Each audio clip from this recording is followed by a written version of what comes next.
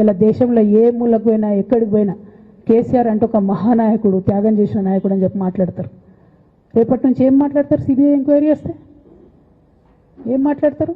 కేసీఆర్ అంటే CBI case అంటారు. మా నాన్న పరువు పోతే నాకా బాధ, మీకా? మీకు పైసలు కావాలి కదా, మీకు పేరుతోనేం పని? ఇంకా కూడా ఈ విషయాలు అర్థం చేసుకోకుండా, ఇంకా కూడా ఇటువంటి వ్యక్తుల్ని దూరం పెట్టుకోకుండా ఉంటే ఇక కేసీఆర్ గారి మీద సిబిఐ కేసు వేసేటటువంటి స్థాయికి వచ్చినాక ఏం పార్టీ ఉంటేంది పోతుంది.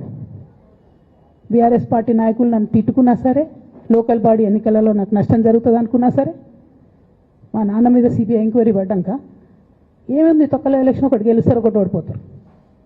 అసలు ఓడిపోయే పరిస్థితి ఎట్లా వచ్చింది? ఇటువంటి దుర్మార్గుల వల్ల కాదా వచ్చింది?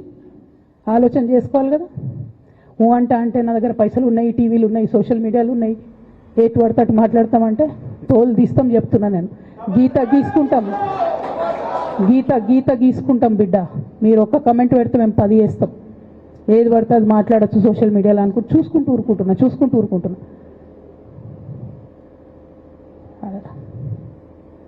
పెద్ద సార్ దగ్గరకు వచ్చినాక ఇక కాంప్రమైజ్ అయ్యేది ఏం లేదు.